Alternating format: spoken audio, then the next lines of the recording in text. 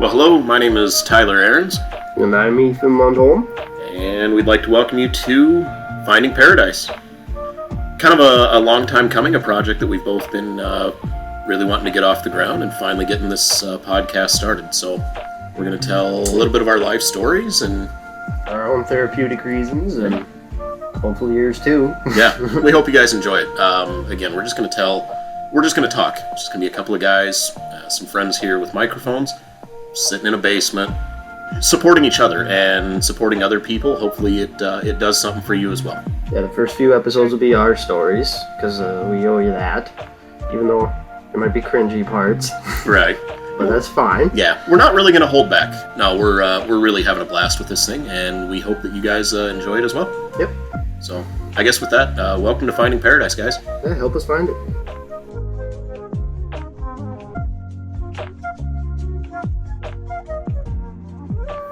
So I was born into the Jehovah's Witnesses in 1982. My parents, they started studying in the early 1970s, and they got baptized in 1974, just under the wire for Armageddon, so they barely made it in. Just in time. Just in time. So, yeah, and even talking to my mom, she will admit that is why, that's why they got baptized. They Will thought. your dad admit it? I don't know if Dad would or not. Yeah, ask him. I don't know if I would ask him. I will sometime. Yeah. I don't know. I don't know if he would or not. The strange thing with my mom is, she admits it. She's like, yeah, that's why we got baptized. We had to do it. But it's odd, too, that they'll even talk about, how boring the study was, and that they used to get stoned before it just so that it would be interesting. So, but still, somehow, it was, that's the truth, and that's what they had to do with their lives, and that's what they've done ever since, even after 1975 rolled around, 76 rolls around, and, the cognitive dissonance, yeah. It was pretty much like they were just kind of hedging their bets at that point, right? They were backed into a corner. Not necessarily, but they're kind of like, well, actually, I was just listening to something about that, and they were talking about, they're trying to get you to the point where you're like, well, I've already invested this much time, so I might as well just... Yeah. Well, it's the sunk cost fallacy. Yes, sunk cost, that's what it was. So, yeah, you're committed, so, well, I guess I gotta keep... Yeah, might as well keep going. Bad. Yeah, double down. No, cut bait. Did they stop smoking weed then? Yeah. Right when they got baptized? I think so. They get baptized at the same place, at the same time? Yes, I am 90% sure. Oh. I think they both got baptized at a convention in 74. So, I got two older brothers. So my oldest brother, he was born a couple years before, so he was not technically born in. I think they actually had Christmases and things like that with my oldest brother. So he was like 2 when they got baptized, and so that was all done. And then my other brother, he's 2 years younger than that, so he would have been just a baby, or shortly after they got baptized, he was born. Right on. And then we've got a younger sister. She was the surprise. She came around, I was 13. Blessing from Jehovah. From Jehovah. He blessed us with... no, she's great. Actually, she's fantastic. I'd love to actually have her on the show sometime if she wanted to. She's got some cool story to tell as well. Well, I don't see why not, Tyler. Absolutely. So, my oldest brother, he is still in. He is 100%. Quite the butthead, I hear. Yeah. Yeah, we will, I imagine we'll probably talk about him a little bit more as we go about it. But yeah, there is very little love lost there. For varying circumstances. It seems like, because in your case and case, the oldest brother is hardcore into whatever. Except I guess in my own case, so I just kind of contradicted myself. Well, do you see a pattern there at all? Yeah, I think so, and I wonder if it's just to do with the fact that even, a lot of times the firstborn just is the baby, and so they feel more, I don't know if they feel more committed to carry on their parents' legacy or something. Plus I don't they know. have to impress the parents, because then the kids came after and they started getting less attention. Yeah. From what you've told me, that brother seems kind of like a, dare I say, attention hog. Yeah. Little No, bit. he thinks a lot of himself, Little and bit. I have some not real kind words for him, but we'll save that for later. What if we got him on the show one time? Ooh. Cheating! That'd be cool. I have a feeling he would not be interested. All right. Well, I'll see. Yeah. We'll see. We'll Do what we can do. Yeah. Your other brother, on the other hand. The other brother, he would... The thing is, he's been out for a long time. So he has been disfellowshipped. This is the second time. And he's been out for 22 years, probably something like that. Late 90s. I remember I was... Yeah, it would have been probably about 97, 98 when he was disfellowshipped. And I remember when he was getting in trouble, I remember my mom even like pulling me into the kitchen, using me to try to bargain with my brother to stop, acting up and to stop sleeping with his girlfriend, I think is what he was doing at the time, or drinking or whatever he was doing. But did they bribe him with like cars and stuff, or like material possessions? no, not really. Okay. No, it was just more the emotional manipulation and blackmail. She's like, let your brother know that you don't want to, you're going to be sad when he's not in paradise, and you want him to live forever too. And so I parroted back all of the stuff that my mom, wanted me to say to my brother. And Because you were how old? Teenager, Yeah. mid-teens probably. So he's been out about 20 years now, and he's had a ride. It's A good ride, or no. No. It's been pretty traumatic. He is. So we grew up in western Nebraska, and I have been in Minnesota now for 19 years, and he moved here about 6 years ago. He stayed back in western Nebraska after me. I moved with my parents right out of high school, a couple weeks after graduation. His life, drugs, drinking, fighting. unfortunately proved your parents right to a Right. degree, Mm-hmm. or Absolutely. instilled in them that Right. they were right. Right. Oh yeah. So it commits them even further, Yeah. and puts even more divide between them. So it's a rough situation. Yeah. But he's doing much better now. He's been clean for several years. He still drinks a little bit, but he's right.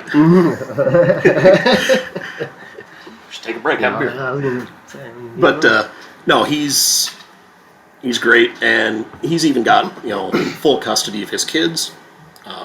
His ex-wife is right. That says a lot, honestly. Yeah. If the father has full custody over the mother, especially in Minnesota. yeah. So, but his ex-wife, piece of work, terrible. Real piece of work. Yeah, Where's she at now? still back in Nebraska, as far as we know. He'd go back, and the kids would go back with him for vacations and stuff, and they'd go camping. Where they're camping at the lake is 10 minutes from, where they lived. Mm-hmm. If that. They'll be there for a week, and she might be too busy. Like she can't even come out to the lake to see the kids. That's So I'm fucked like, up. yeah, it's like that's just, she's terrible. Okay. A few years ago, I was actually received a letter from Human Services in the court system back in western Nebraska, and they asked me to come back, and I was at a hearing back there, potentially to bring my nephew back home to live with us. My brother, my mom, and I, we went back. He was still getting straightened out from having moved up here. He was still kind of a mess and getting his life straightened out. So he didn't really have the means of, providing a place for him at the time. So they were reaching out to family. Yeah. So they asked, if we would be willing, if mom and dad would be willing, and we're all, yeah, absolutely. So we ended up not having to do that, and he ended up with his mother. So that was unfortunate. But What's he doing nowadays? I mean, now they're both with their father. He's great. yeah. They're doing very well.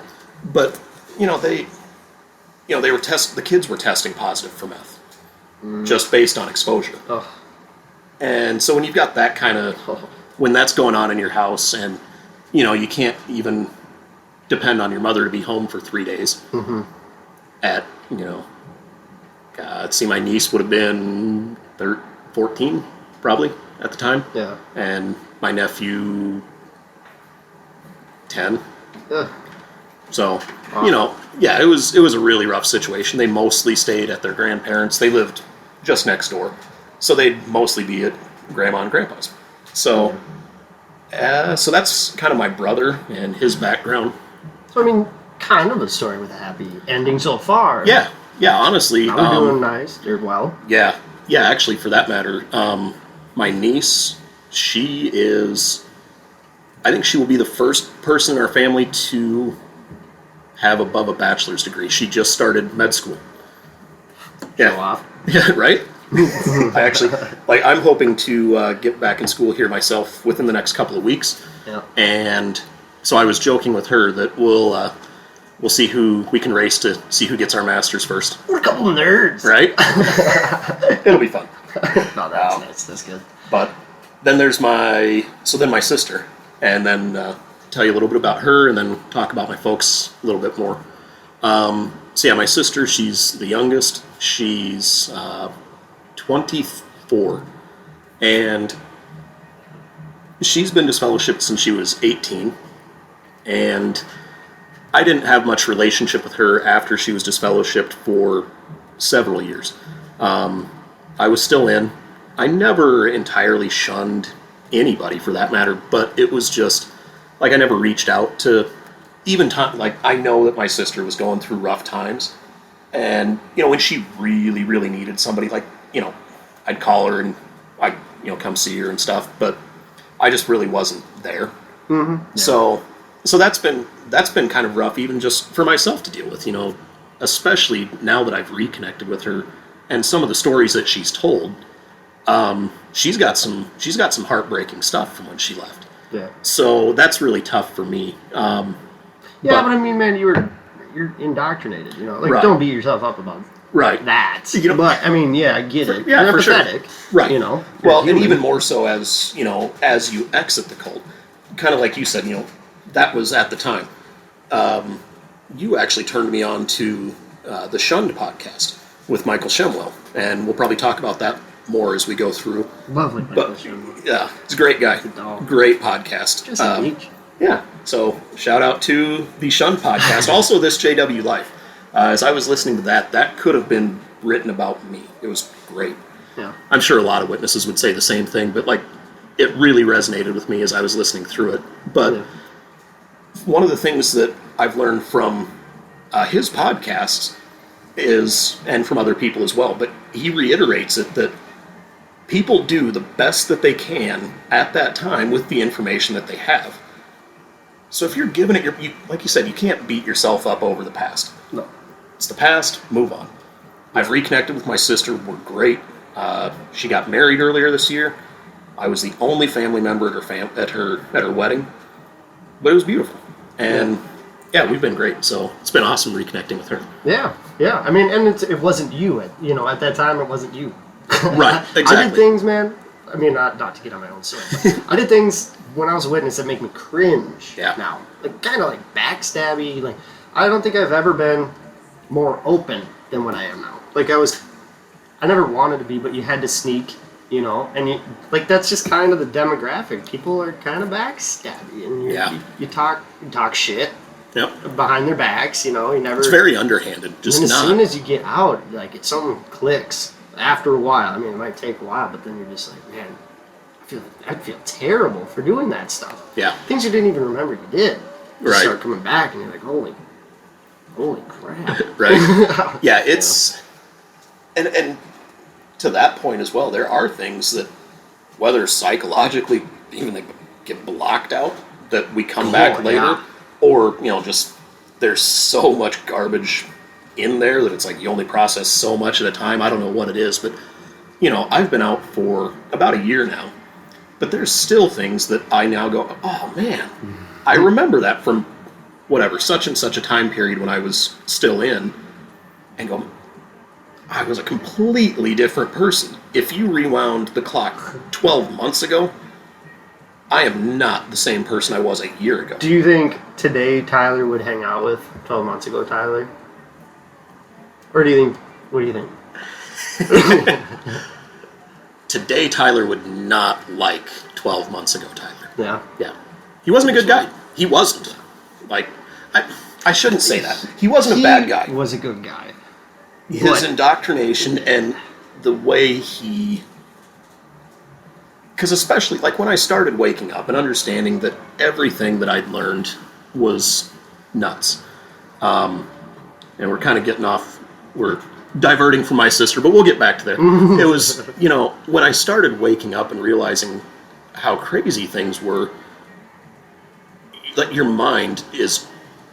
It's not the same. Yeah. You can't unlearn stuff. I actually credit you for that. One of the things that when I was first starting to wake up, I wanted to borrow The Reluctant Apostate, or Lloyd Evans' book from you.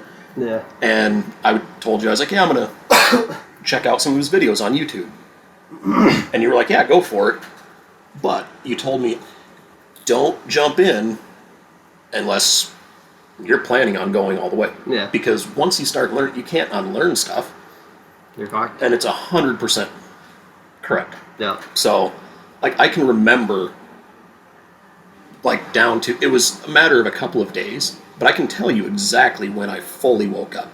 It was last August 14th through 16th. Like, wow, that's right. accurate. Right. Pinpointed. For the record, I'm a data analyst, and numbers are what I do. So, but no. Yeah, August 14th through 16th last year, I was on a business trip, and I actually borrowed The Reluctant Apostate from you, and I took it with me on that trip. Mm-hmm. And by the second morning, I was just pissed. Yeah. Like, it's just, you know, again, you You're do what you upset. can It's do. not like you're mad, but you know there's nothing you can really do about it. So it's kind of like, how do you gotta at some point just come to terms with you lost all that time. Right. You were robbed most of your life. Yeah. Oh, absolutely. To date, anyways, you know. Oh, absolutely. Yeah. I mean, It's a weird feeling. Like, it's not... yeah, knowing that a cult took the first half of your life. Yeah. You know, And for you, your you were out family. younger than that. So, but, you know, it's terrible. Yeah. So, that in itself is a traumatic experience. Yeah. We'll come back to that. That's kind of, we'll pick up on that, talking actually about the trauma specifically related to that, waking up over the course of that few days and that week, and the weeks and months ahead of that were terrible. Yeah. And we'll come back to that. But Yeah, so we get back to your sister. yeah, let's wrap up So my how did sister she here. feel about... How did she feel about your whole transition? I mean, how was that reconnection? That was fantastic. Which I'll get there. So we, you know, talking about some of the things that are that were heartbreaking about, you know, her and learning after I've reconnected. Yep. You know, talking to her and finding out that she actually told our mom when she was 15 or 16. She's like, I don't believe this. I can't do this.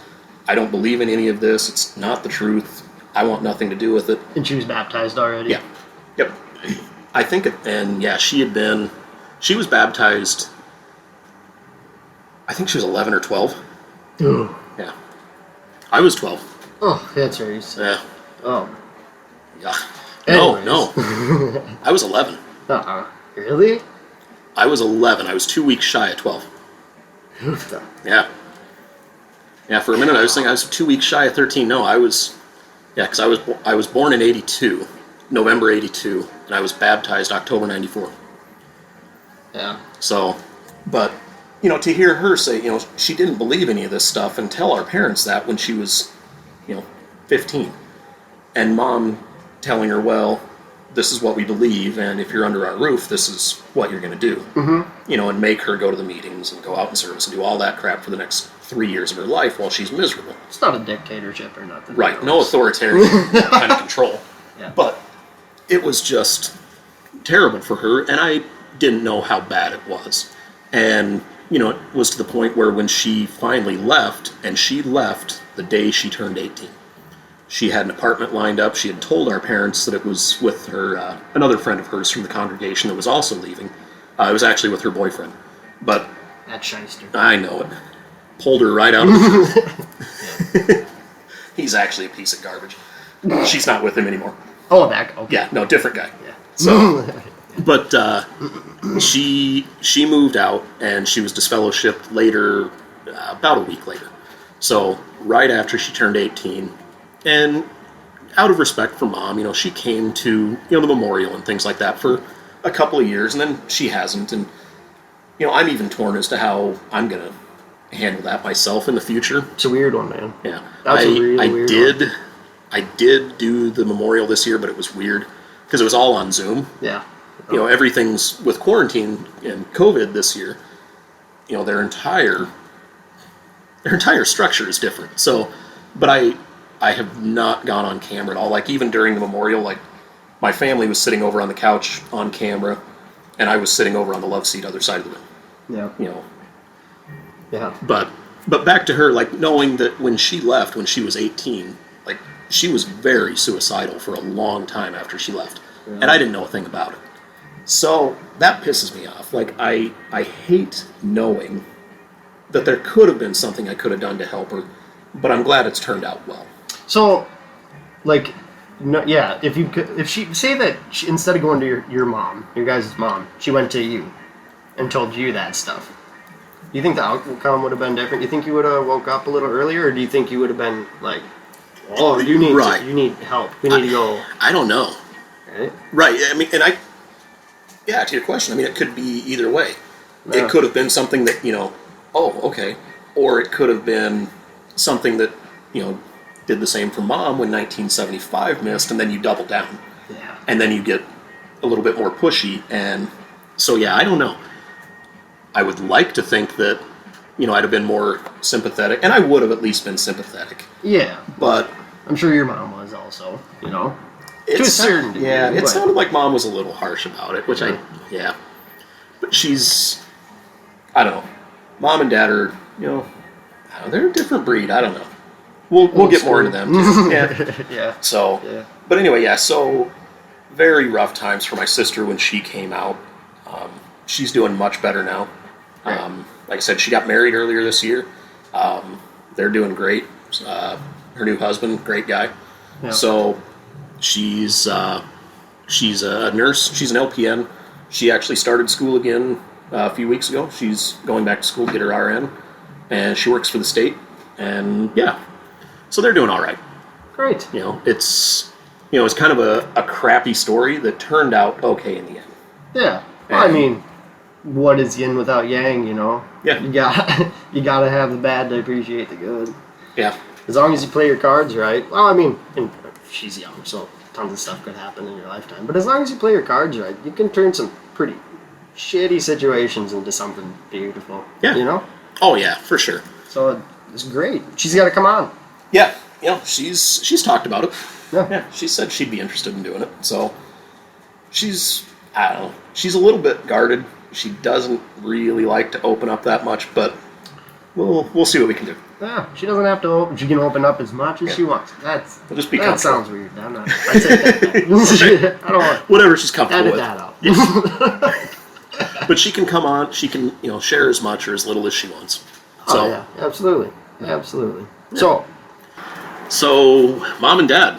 So yeah, they were baptized in 1974. They were actually contacted in 71, 72 by another couple congregation back there. Ended up actually being the parents of my best friend growing up my entire life, which stories about that later on as well, which we'll get into that. Not pretty stories. Uh-oh. So yeah, but they're beautiful people. And that's one of the things, kind of an overarching theme of this entire podcast that I want to make clear. I have no animosity towards anyone, especially any Jehovah's Witnesses, as individuals. Yeah. Like, I love the people. Mm-hmm. If you haven't given me a reason to not like you, I like you. Yeah, you're not going to cast a blanketing judgment, right, over everybody. Well, you're a witness, you're a piece of shit. No, that's not. Yeah. Individually, you might be. Right, there are some. Yes. You might be a butthole. My brother. But that's not everybody. No. At all. No, my beef is with the organization and with the leadership and its policies and teachings. So, but I digress. So back to Mom and Dad. They are, so they came in the early 70s. They studied. Mom, she's as much as admitted that it was 1975 that drove them, to get baptized. And so now, like, my thinking, the way I am now, I go, well, why the hell didn't you leave when January 1st, 76 rolled around? Yeah. But, the cognitive dissonance kicks in, the sunk cost fallacy, you've put in your time, you might as well stick it out now, because... And, I even talked to you about this a year ago, when I was first starting to wake up, or a year and a half ago. I even made a comment to you that, even if it's not the truth, they're still better than most religions. I had no idea how wrong I was. But it's, And I didn't make you feel like an idiot. No, not at all. You just kind of like, it comes in time. You don't want to bite off more than you can handle at first, That's why I was kind of like, well, if you want to talk about that at all. When I seen you in the brewery that one fateful night, man, I had no intentions of doing what we're doing now. Yeah. At all. Right. I just saw you, and you seemed different, Sure. like in a good way. But I think you were like there was something already turning there. Yes. And I wasn't about to just like say, "Listen, man, you're on the right track here. You do all this stuff." Right. You gotta take it little bits Yeah. and make sure that you're ready. Yeah. Yeah, that's one of the things that I've realized, like, over time is, for the most part, some people will say, you can't wake a person up. I don't know that I entirely agree with that. Yeah. Most people you cannot. Yeah. But there are a select few, because I would say I had a pretty strong influence on waking up a friend of mine within the congregation that I just left. So, but no, for the most part, you kind of got to let a person find their own path. Yeah. And I think if they're gonna wake up, they're gonna do it regardless of if you're there or not. Like, I firmly believe that even if we didn't see each other that one night, you probably it might have taken a little while. Yeah. But I feel like at some point you just started figuring it out on your own, Well, yeah, and you're entirely correct. I mean, I was as much as I was leaning towards the exit. Yep. I wasn't running towards the exit, but I was eyeing it. Yeah. So, and a lot of that has to do, again, with things related to my brother, which, again, we're going to get into more. But yeah, no, there were definitely some things over the last, honestly, I'll say almost the last decade that I was a witness. Yeah. So, but, Mom and Dad, they, after they were baptized, actually, we should talk a little bit about before. Yeah. Okay. So what was Mom and Dad? So were they religiously before? I mean, Yep. Were they born into religious households? Honestly, I don't know. Like, my grandma is not a religious woman at all. On my mother's side. Okay. So yeah, we'll talk about my mom's side a little bit. She does not come from a very religious background. Her dad was abusive. Her stepdad was abusive as well. Her mom is fantastic. My grandma on my mom's side, love that woman. There's a little spider going over there. Oh, he's all right, He's just hanging out, taking care of business. Yeah, making sure them pretzels are bug free. Yeah. Thanks, bud. Fucking hair on there. But she did not grow up especially religious. Dad did. Dad grew up Catholic, went to Catholic school, clear through. I think he was in Catholic school until he graduated, and was getting into trouble the whole time.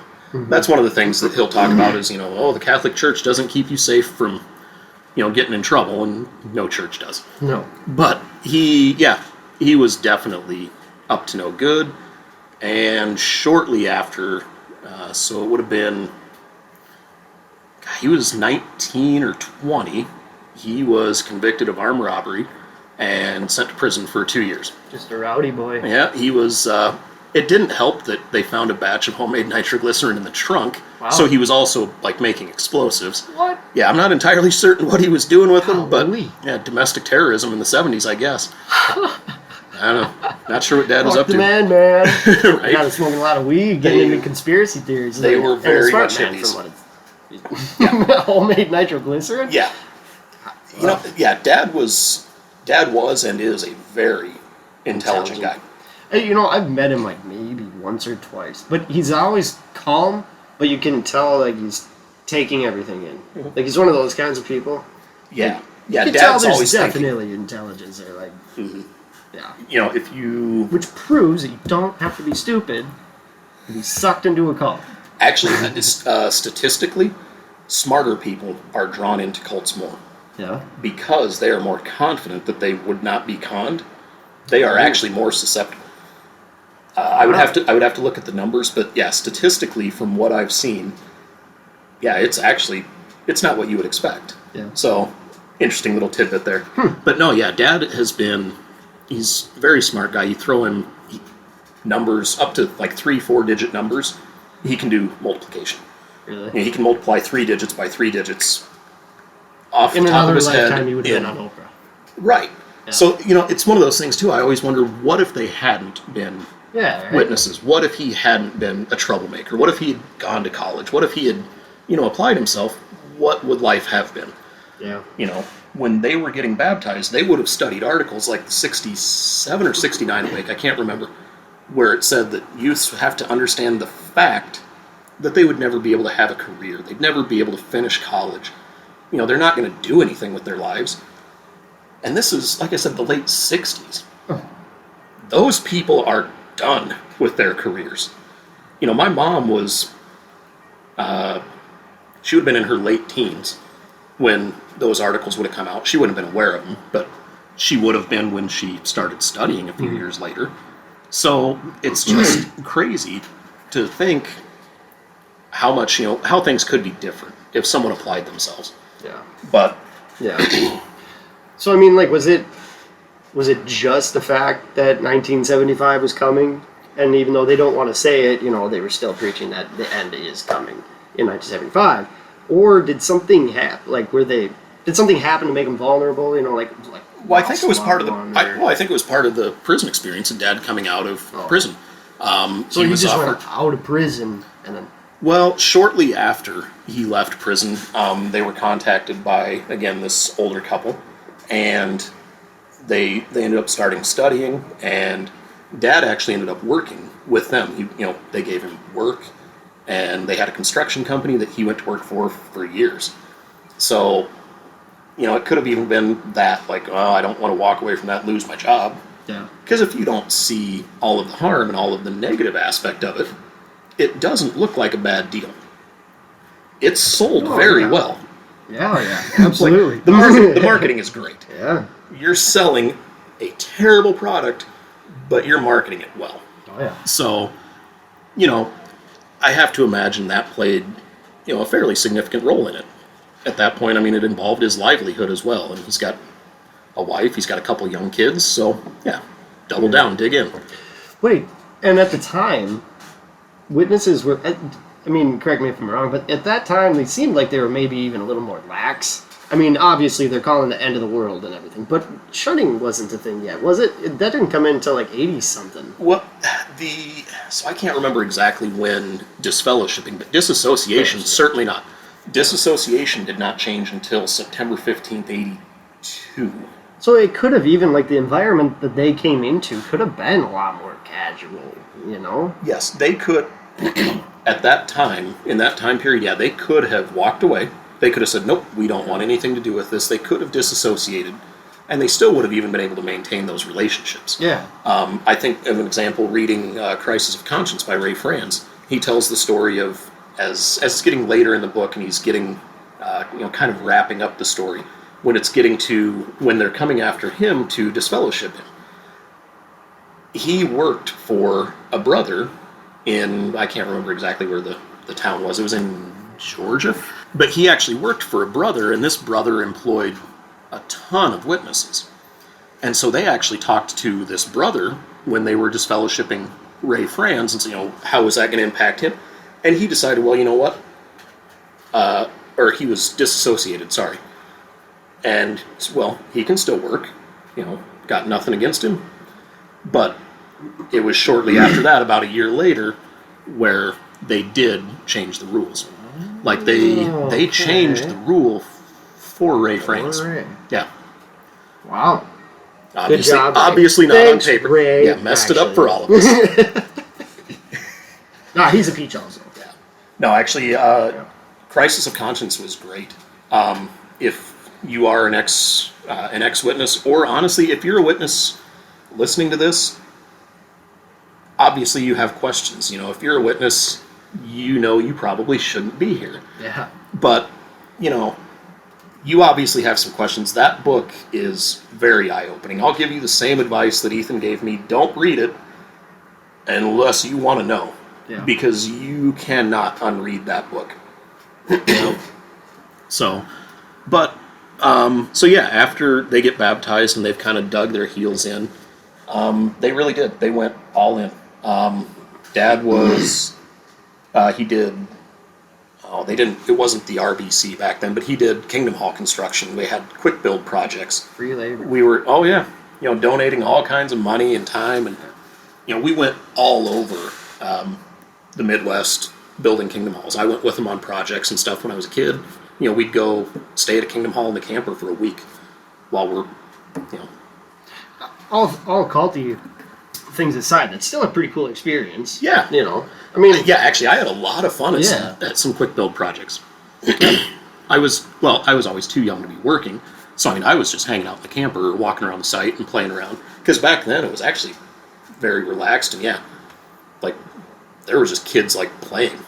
Yeah. So, we had a good time, actually. Yep. And, he did Bethel trips as well. He'd volunteer at Bethel, probably, I'd say he's gone half a dozen times or so, maybe more, thereabouts. He was injured very badly at an accident in Bethel in '91. He's been, since he got out of prison, he's been not making explosives and not robbing places, so that's good. He went into construction and electrical work. Actually, rediverted his right. Yeah. Okay. Yep. Yeah. Changed his attentions. But actually, he started studying electrical when he was in prison, and when he came out, then he's been a master electrician for 45 years, 50 years. I don't know. It was for a long time. So, but he has gone back there, I don't know how many times, and in '91, he was working on some lighting at, I believe he's in Wallkill, but he'd gone out there with some friends, and one of his friends was actually working close to him, and came around a corner. Dad was on stilts, and he was working on some light fixtures up above, and this friend of his came around the corner and knocked a stack of sheetrock over. Ooh. And took him out at the knee, and basically just destroyed the bottom half of his leg and his knee, and so had about 1,200 pounds of sheetrock come over on him, so it took care of him pretty well. Oh, no. Yeah, he was laid up for a long time from that. Still has a limp. He has a little bit of hard time getting around. So, I shouldn't say he has a hard time getting around, but, he can, his knee hurts. Oh, yeah. When he's done working for the day, his knee's achy. So, I understand. Yeah. I've had knee injuries as well. I get it. But, I didn't give mine to a cult. So since he was at Bethel or Wallkill or whatever, did they send one of their emergency vehicles? Well, they had an infirmary and stuff on site. Yeah. So he was in the building, so they took him, and he got free health care and everything. He didn't have to pay for anything. Well, that's nice. So everything was taken care of. Yeah. So that was cool. Fair enough. But in addition to that, Bethel service and the construction work and all of those things, within the congregation level, exerted himself there as well. He was a ministerial servant and then an elder for years. When I was growing up, he was, for as long as I could remember, he was an elder. Yeah, an elder dad. Yep. Was he able to differentiate between the two roles? Because mine was not very much. No. Dad was an elder. Dad was not very, even now, Dad's not real, I don't want to say attached, but he's just, I don't know. Dad's kind of distant. He's not a very close person. He doesn't really get close with people, I don't think. Really? So even, I don't really feel close with, I love my dad. Yeah. But I don't feel close to him per se. I don't know if that makes sense, but it's No, just I get that, yeah. it's kind of a different relationship. Yeah. But so yeah, he served in that capacity, parts on the conventions. He was the head of the sound department for conventions for years. That's actually how I got into understanding audio work, and I actually spent time hanging out in the audio booths at McNichols Arena in Denver, Colorado, for the conventions, watching the mixing board. So it was always kind of fun. And then, so we should be thanking him for. yeah, all I mean, this. honestly, Thanks, this is his mixer, honestly. So, Oh. Don't tell it. right? I think he's forgot that I have it. Oh, all right. It'll be all right. We'll get back to you. Yeah. But, yeah, so, and then I'd say about 20 years ago, so late 90s, he got to where he was interested in pioneering. Or, no, it was about the mid-2000s. He got interested actually in pioneering for a little bit. And so he regular pioneered for, I think, just a year. But he went to pioneer school. So again, I mean, really devoted himself. But he kind of had issues off and on. And, well, my brother was disfellowshipped twice. And my younger sister, she was disfellowshipped. So he had been removed a couple of times from being an elder. So he was an elder, and then he wasn't. And then he'd be an elder, and then he wasn't. I think he's currently a ministerial servant. But It's a good middle ground. Yeah. Just get the minister. Right. You got the title. just, you got the respect. Just sit and coast. You don't have to do the wishy-washy stuff and be responsible for the rest of your family's hiccups. Well, in their Right. minds, hiccups. Yeah. I thought you weren't supposed to be sins of the father, or sins of the son. No. What do you know? Yeah. My dad used to threaten me with that stuff. Yeah, I believe it. I'm gonna have to step down now because you threw a ball in school and got kicked out. What? Wow. Okay. Sorry. Sorry, Dad. Yeah. I digress. I digress. Yeah, so, and yeah, like I said, now I think he's a ministerial servant, and he's pretty dug in. Yeah. But I mean, he's still nice. I mean, I stop at their place. I talk to him. I mean, I was there last night. Well, they still talk to your one brother and your sister, right? Yeah, not a lot. But I mean, they do. Like, my brother, he stops out there fairly regularly. He's at their house. Dad and him work together from time to time. I mean, that's actually why he was up here. He was in jail back in Nebraska, and the judge told us he was going to send him away for at least 10 years, or we could come and pick him up, and he'll let him leave the state as long as we promise to never let him come back. It's a pretty fair judge. Yeah, so that's when he came up here, 2013. But so yeah, he's he still has contact, and he doesn't shun per se. Yeah. But he's kind of like me. He doesn't reach out. He'll text me every now and again a little bit because I'm not disfellowshipped. I'm just inactive. I've just been faded for about a year. My sister, kind of same deal. If he needs something, he'll call. But Yeah. or if we need something, we can call. We can stop. But it's actually not bad. The relationship with them is, for all things considered, Yeah. I don't think it could be any better Best we than can the do. current situation allows. Yeah. So I'm all right with that. Yeah. At least you still got him. Yeah. So So that's Dad. Mom. Mom had polio when she was a little girl, so she's been disabled. She has one leg that doesn't work, but she has always been able to outwork anyone I know. She's an amazing woman, and she's incredible.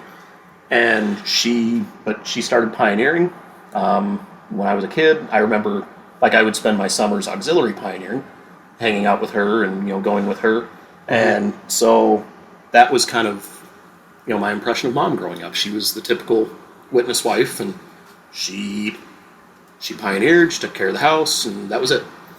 And with being the typical witness wife, it's not a healthy relationship. It really isn't. The way it's painted as a loving submission relationship.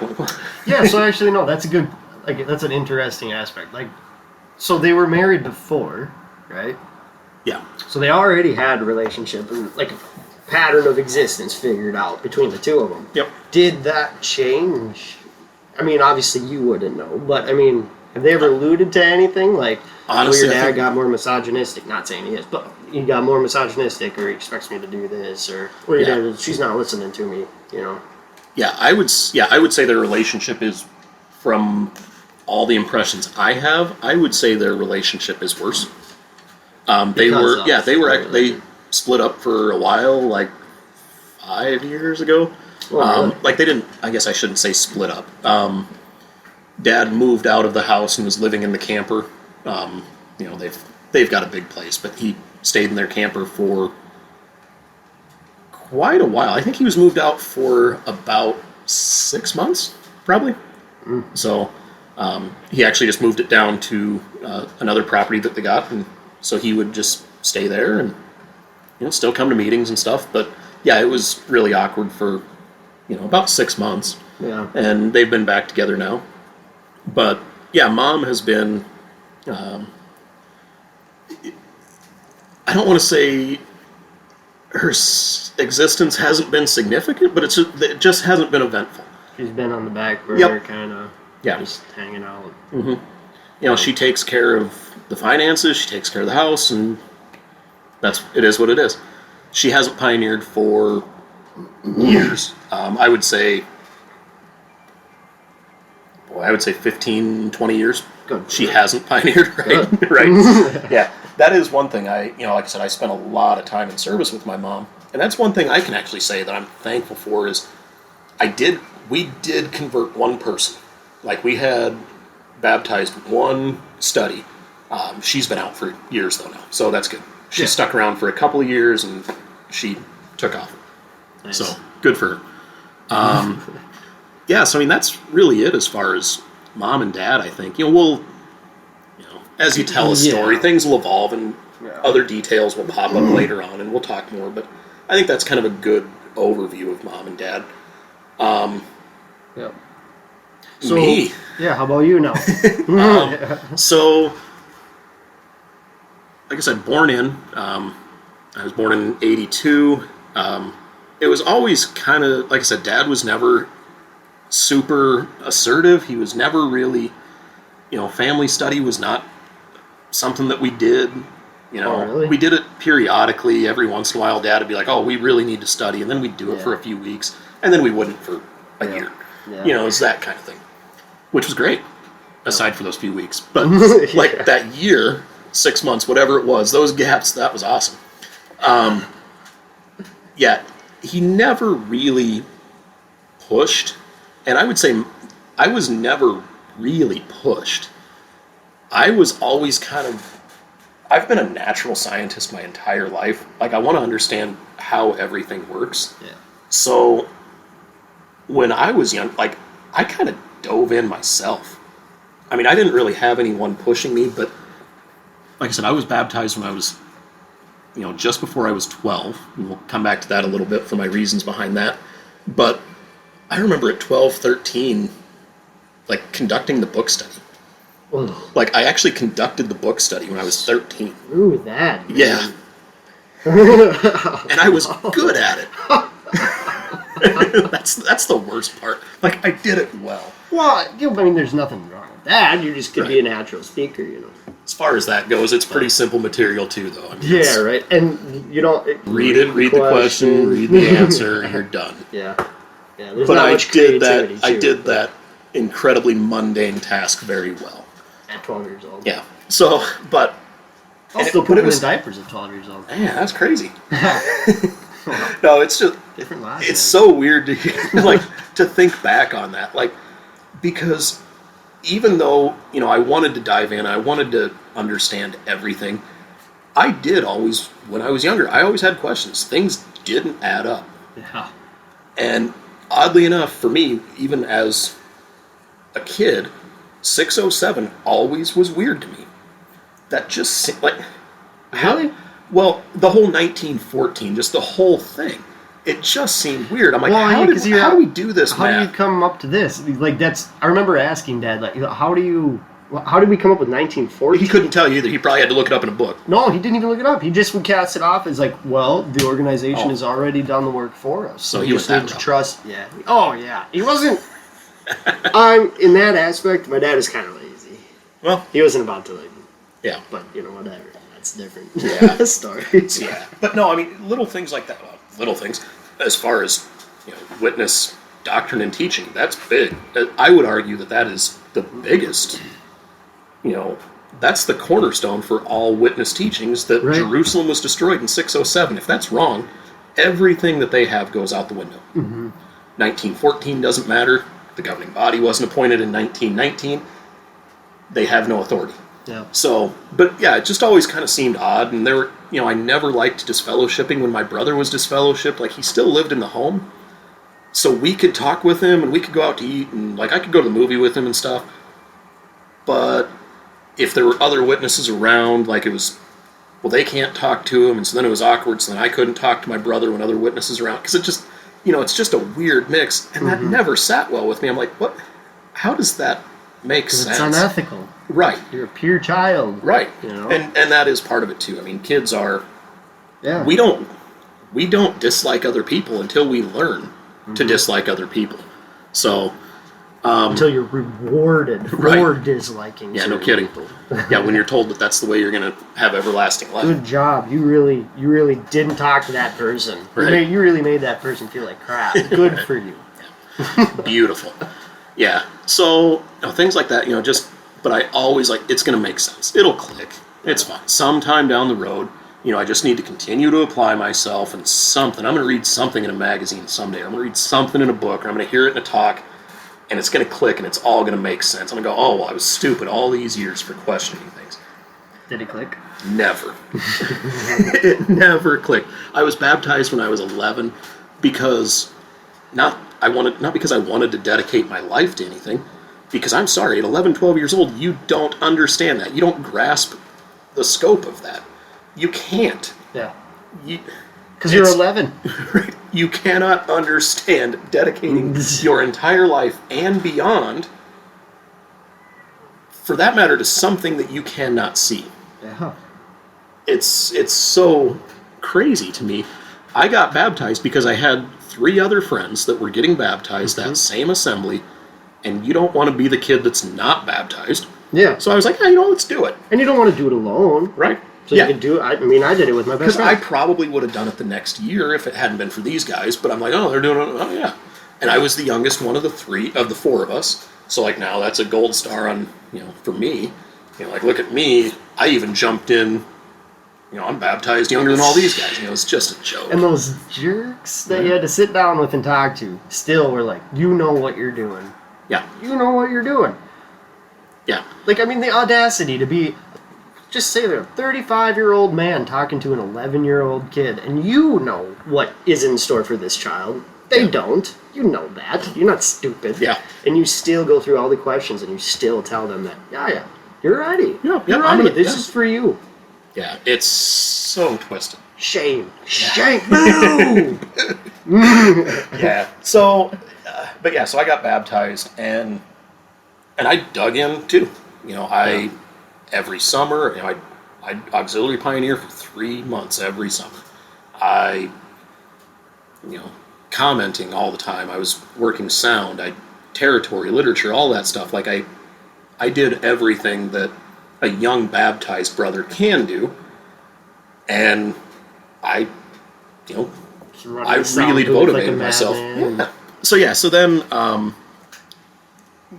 again, going through school as a witness, it was always awkward. You can't have friends at school. You've got these acquaintances, and I had my friends at school. We did. Oh, yeah. So, and it was always awkward when my friends would talk about religion, or they would talk about, hey, what are you doing this weekend? Hey, what you want to come out Friday night? We're having a party. But, I can't. It was always, I always had to come up with some kind of an excuse, and they'd just look at me. And they go, like they knew what was going on. Yeah. They knew I was a witness, and they knew that I was not allowed. My friend James, he's like, I'm going to show up at your place Friday night with a Hail Satan t-shirt. Mrs. Aarons, I'm taking your boy out. He never did. I actually had a friend show up, it was about 19, he showed up just high out of his mind. That was funny.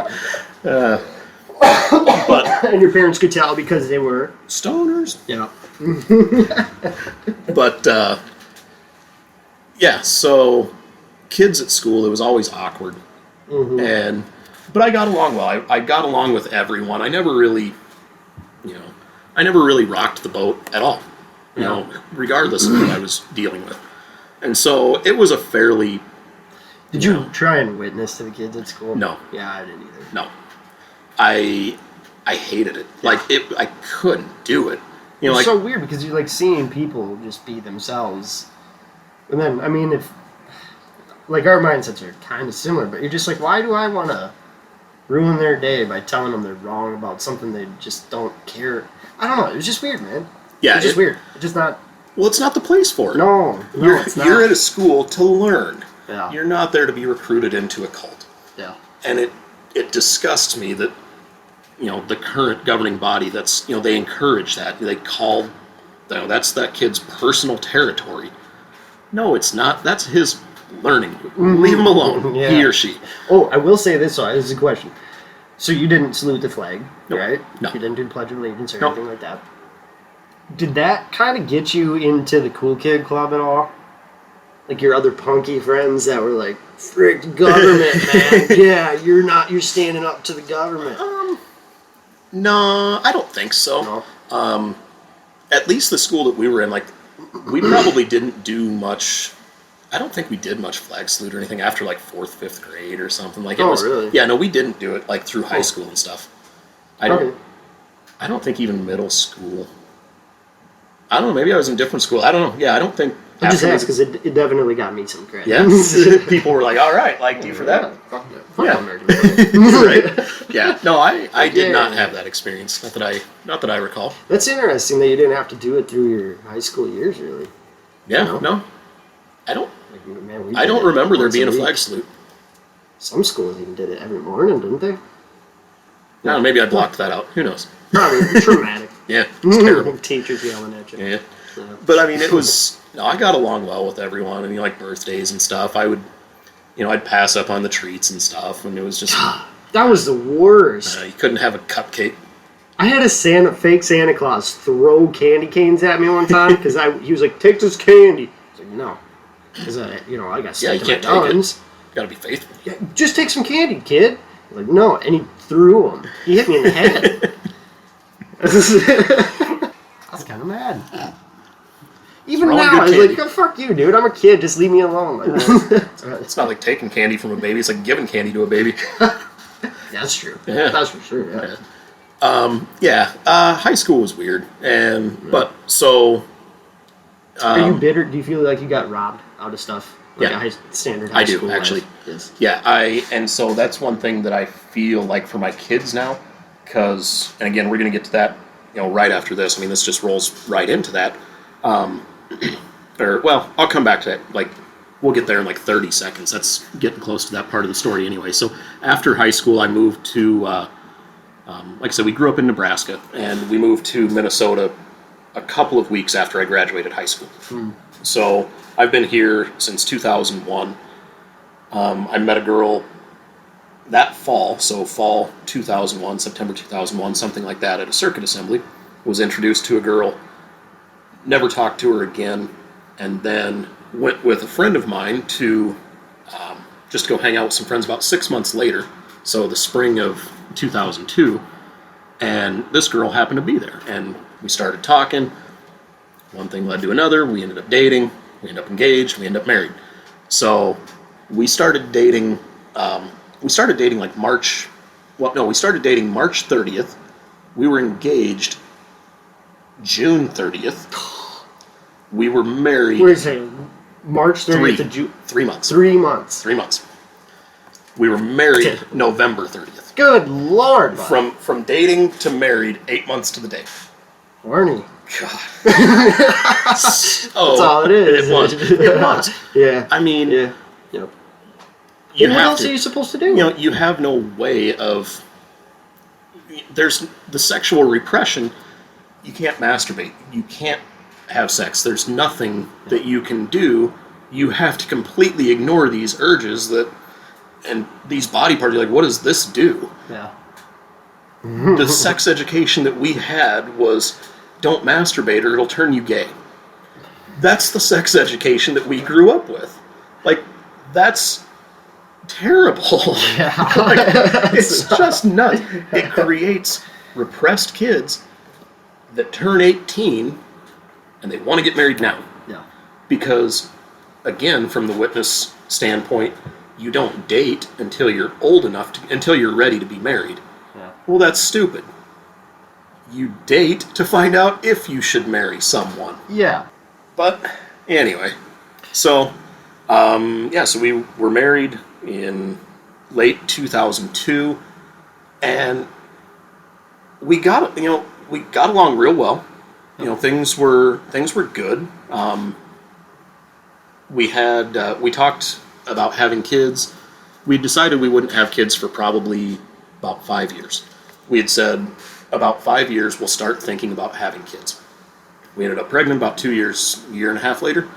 Actually, I was 20. I'd turned 20 a month before we got married. She was 19. She couldn't drink on her 21st birthday because she was pregnant. Really? Yeah, so that was, we had a kid in 2005, our oldest daughter, our first child, and that's when things honestly kind of started turning for me. Once I had kids, because again, I always thought that this was going to click, it was going to make sense someday. Well, now I'm, getting into my mid-20s, I'm married, I have kids. Now I have to teach my beliefs to these children. But I don't believe it. Yeah. So, how could it's never clicked, and finally that's just kind of where I got to. We had our second daughter 2 years later in 2007, and by then things I think in our marriage had even started to deteriorate. Maybe because I was somewhat checking out at that point. I don't know. Mm-hmm. But I will say that I can at least say with confidence that I have really tried to maintain my marriage, to try to make things work out. I mean, I've taken some drastic steps to try to get things back on track for us.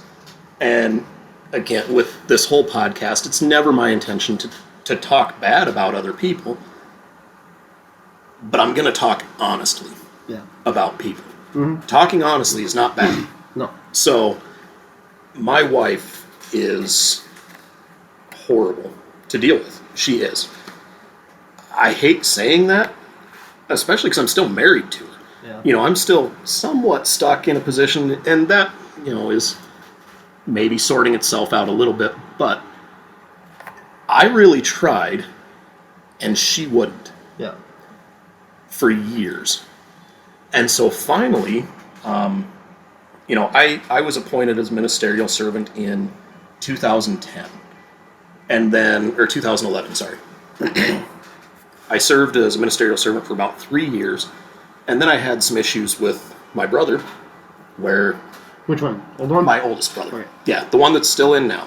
The one that I don't like. Yeah, Dennis. Yeah. Yeah, in 2014, I had a run-in with my brother, and again, I'm not going to necessarily talk bad about him, but he went out of his way, even by his own admission. He said that he was going to do whatever he could to get me, another brother in the congregation, and our younger sister disfellowshipped. For different, nothing related, but the three of us were targets of his, for whatever reason. To secure his spot on his own 'Cause he's crazy. fucking throne. Yep. Yeah. He's nuts. Yeah. He's certified. He doesn't take his medication. Maybe he does now, but he's medicated, would never take his medication. And, so he caused a lot of trouble for several people in the congregation. And, myself included, our little sister included, and that's, again, part of the reason why I have hard feelings towards him, knowing what my sister was going through already, and then him compounding things and making things worse for her. It just, again, I don't really have I don't really have a lot of patience for him anymore. So that all Some kind of. people are just toxic, man. And I mean, he they is. may be blood, but some Yep. people are just toxic. Yeah. Yeah, and one of the things that I've learned, it's okay to cut It's that fine. toxicity out of your life. It doesn't matter who it is. Nope. If it's not healthy, get rid of it. Yeah. It's fine. Yeah. So that kind of all came to a head. He came up with a whole list of things that he accused me of doing, and they were all nonsense. And he put about a 10-page written letter of things together that he gave to the elders, that he wrote up for me, for a friend of mine that he was also trying to get disfellowshipped for various things. And we spent hours talking with 4 elders trying to sort all these things out. And in the end, I was removed as a servant. And the way things were handled was terrible. It's one of very few instances that I've ever heard of an elder coming back after the fact and being like, that was completely wrong, the way we handled that. Like, I very rarely ever heard that humility from an elder. So, but yeah, I think the word he said was that was botched from the beginning. So, That's whatever. comforting. These people just have your livelihood in their hands, Right. and then they realize they made a mistake. Right. But the damage is done. Yeah. Oh, It's absolutely. already done. Yeah. You can't take that back. Right. So hopefully, I mean, it's nice that elder, is like realized his mistake, but hopefully he lives with that till he's dead. Yeah, him and I have had further run-ins, and so I don't really have a lot of patience for him either. Well, I mean, even more. He was than- nice in that instance. I do. I give him a lot of credit for that instance. Yeah. He owned up to that he did it wrong. Him and I had some personal issues later on. Fair enough. Part of the reason was, his son and I are good friends. So he thinks that I've been a negative influence on his son, that I drug his son out. And honestly, if you talk to him, in all fairness, he would say it's the other way around. Yeah. Like he would, like his son would actually say, "No, if anything, I pushed you." And I'm like, "Yeah, absolutely, you dick." Isn't that weird? Like, my parents did something similar, and it's just kind of funny, because it's like, no, if you actually just asked me, I'd tell you, I'm the one that probably was instigating a lot of stuff. Yeah. I just didn't want to tell you guys, because, I don't trust you. Right. with that kind of Yeah. stuff. So, Yeah. but yeah. So, things with my wife were just heading downhill for years. Had that run-in with the elders, my brother, and all that in 2014. I feel like this is getting a little bit disjointed, but hey, we'll let it flow. It'll work. Yeah, whatever. Around 2016, I was reappointed as a ministerial servant again. And shortly after that, I don't know what it was, I just really couldn't apply myself anymore. I still thought it was going to click someday. Mm-hmm. Even at that point, I kind of thought it would still click. Did you think, or were you at that point hoping? Yeah, honestly, probably more hopeful. Yeah. So, I mean, at that point, I really didn't have any... I wasn't really leaving. I hadn't researched anything. I didn't really know that this organization was, under the surface as bad as it is. But... Just didn't sit well, did it? Right. Something was off. Your Right. instincts were triggered. Right. Things were starting to stand out as, hey, that doesn't seem right. Yeah. And I've heard it said before, and I think there's a lot to be said for it. I think when the governing body brought themselves from, out from behind the curtain, I think that was the downfall for a lot of people. Really? I think it took, because think about it, when you were growing up, you knew that there was a governing body, but you didn't know who they were. You rarely heard from them. Yeah. They were like, You couldn't have named any of them. No, God, no. Like, Oh, no. Like, I remember going to the Proclaimers book. I was like, well, I want to know the names of these people when I was a kid. Yeah. So I remember looking in the Proclaimers book to find out the names of the governing body members. We idolized them. Yeah. They still do. I mean, that was... Well, and that's the thing. It was more mysterious at that point. Yeah. But now it's... a bunch of Batmans. Right. Now it's in your face. Yeah. So I think that was, They became humanized. You Right. started to see them for what they were, who they were. Yep. You could see their facial expressions. You know, like I get what you're saying. It Yeah. makes a lot of sense because it's not beat around the bush. A lot of people are leaving. No, Absolutely. There is. and The it numbers has to show be that. because a main reason, a big reason, other besides just having the internet to be able to look up whatever you want. Absolutely. Yeah. The fact that they started coming out public. And I remember one of the last assemblies I went to, I was sitting there with my mom, and the governing body member came out. I forget which one it was. I think it was the black one. If like he was there. Yeah, he was there. If he was there, it was probably let. Because the only one that I've seen, because I think we would have been at most of the same assemblies or conventions. It might have been. I remember seeing Stephen Lett was at our convention in It was at the 2016, the Civic Center, probably. Yeah, at the assembly here. Mm-hmm. 2016. 20. Oh, I wasn't there.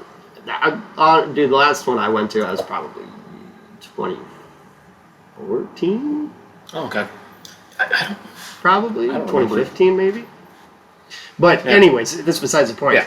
Like, the one thing I noticed when I went there, like this governing body member comes out, and you literally heard an audible. Yeah. And then I look at my mom, and she whispered, she's like, "That's a governing body member." Wow. And I was like, the whole thing was uncomfortable, So anyways. what? And then I didn't like that was it was a pivotal moment that I'll never forget because it was like, I don't care. Like, that's just a guy. And I told her that. I'm like, he's just a dude. Because that's what they would always preach to me. She's like, yeah, but okay, yeah. So if I was noticing that, you can't tell me that Right. the rest of the people weren't noticing. Yeah. Like, a handful of people at that same convention. Yeah. probably were Oh, like, yeah. what is this? Like I said, it It's definitely. not Prince. Yeah, it definitely had, an effect on people. Yeah. So, but, whatever. So I was reappointed again in 2016, and then, I just could never do it, and just kind of was disconnected at that point. I stopped commenting at meetings. I didn't comment for several years. I never made a comment at all. Started heading out a little bit. It's kind of when I became a little bit more disillusioned. And again, it was, I couldn't teach my kids, and it got to where I'm like, man, I can hardly even stand, I can't stand going out in service. I can't try to tell somebody about this. I don't believe it. So, late 2016, things kind of came to a head with my wife and I, and December 2016, I told her, I said, look, we need some space. We need to separate. I'm not calling for a divorce, but we need to separate. We've got to get some breathing room, see if this is something we want to fix, Reevaluate. regroup, come back, and, fix things. Mm-hmm. But, this is where we're at. This is the last straw. We either got to take a break or it's going to break. Yeah. So, and, she fought against that, but she finally said, okay, that's, we'll do that. And it was on a Friday afternoon that I, told her this. And I said, I had a place lined up. I was moving out Monday. I said, look, we've got things going on this weekend. We had family stuff for her family. I said, let's go do these things. I'll leave it up to you if you want to talk to your parents, you want to tell them. Otherwise, we'll be happy, everything, we'll smile. But Monday... Was it a lutefisk feed? Honestly, it might have been. You might have been there. We might have been coming to see... Well, no, you were out. No, 2016, you were out. I was out. Yeah, you were there. So, but yeah, we might have actually been going to... Yeah, we might have been going for... Yeah, that's Yeah. used to caca. If Goat-like personality ever gets a hold of this, he'll appreciate that. Some Oostakaaka? Well, and Lutefisk. Oh, yeah. Yeah. Actually, him and I talked to him actually about Lutefisk. Him and I were messaging on Facebook, just joking about it a while back. It was kind of funny. He's more of a, Sauerstroming? I can't. Sustroming. Sustroming. Right? Sustroming? Yeah. That's, seriously? That stuff's Yeah. that's like a challenge to eat. He likes it more than he doesn't like Lutefisk as much. He likes Sustroming.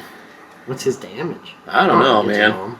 He seems I don't know if I can be friends with somebody that likes he seems all right on Facebook, on YouTube. We'll see. Yeah, jury's still out. Who's Jerry? Yeah, no, goat-like personality. He's great. Got a lot of fun videos on his channel. I always like checking out his stuff.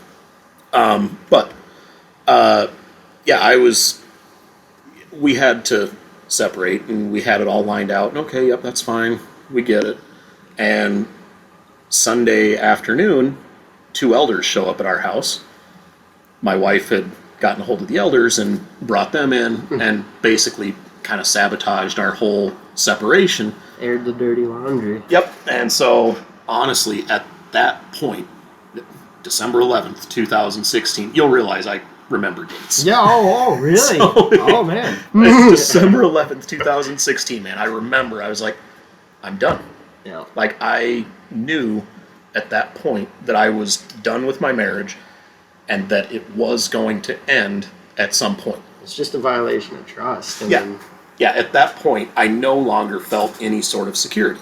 Yeah. And since then, it's, we've had like ups and downs, and it's like it seemed like things would get a little bit better, but I just could not force myself to really devote myself to it anymore. I had tried so hard for so many years, and I mean, I've left out a lot of things that she's had done over the years that just terrible. Mm-hmm. Yeah. And so, but at that point, it was over. Yeah. But I stuck it out. I'm still living there. Hopefully that's coming to an end as well soon, but it is what it is. Yeah. But after that, it was 2018. Actually, I ran into you at the brewery. We mentioned this, just dun dun dun. The fiery redhead we're talking about, if you do listen to this is Ethan saying, I miss you and I do love you. So that was nice. Yeah. Red. No hostility from over here. Yeah. But yeah, no, I actually went out with two friends of mine, and we stopped off at a brewery and ran into you. Like, you were just sitting at the bar, and I hadn't seen you in probably 4 years. Oh, yeah. Because you've been out probably 3-4 years or so. Yeah. And I was like, I was kind of leaning towards the door, and I never really shunned worldly people anyway, so I'm like, Ethan, get over here, have a beer. So called you over, you came and sat at the table, had a beer with us, and it was kind of nice. We were able to reconnect. It was funny how it kind of happened, because like, I seen you sitting there, and I was like, wow. Well, true. Yeah, because, we were sitting directly across the bar, and I'm like, my girlfriend was working there. Yep. I'm like, he's married to my cousin. Yeah. She's like, oh, okay. So I let it slide, because I was like, I'm not going to push anything. As far as I knew, you are a witness. Yeah. That's fine. I'll acknowledge you. I mean, if you wanted to talk, then fine. But when I really realized that it was okay to come over, it's because you yelled across the bar, yeah, I got arrested. I got arrested? And I'm like, wait, what? And then he started to tell me about why, and I was like, okay. Oh, no. No, we didn't get arrested. Hold up. Yeah. You got charged. Slow down, people. Back up. There were no handcuffs involved. Right. There was a citation. An altercation with police officers. Not an altercation, man. Come on. An incident. An incident. An altercation sounds like a fight. No. Something that, okay, maybe I remember it like that because it shocked me. Yeah. Oh, because absolutely. Witnesses don't have instances with cops. Yes. Like, you just don't. For the listeners, I got busted with, it was maybe a half a gram of marijuana. Yeah. If that. Well, you sold it like you're a tough guy, though, so I was impressed, dude. Yeah. But anyways, that's when I knew. Yeah, I was like, oh, okay. All right. Yeah, I can chit-chat with this dude. Yeah. It's fine. Yeah. So then I just casually started talking. Yeah.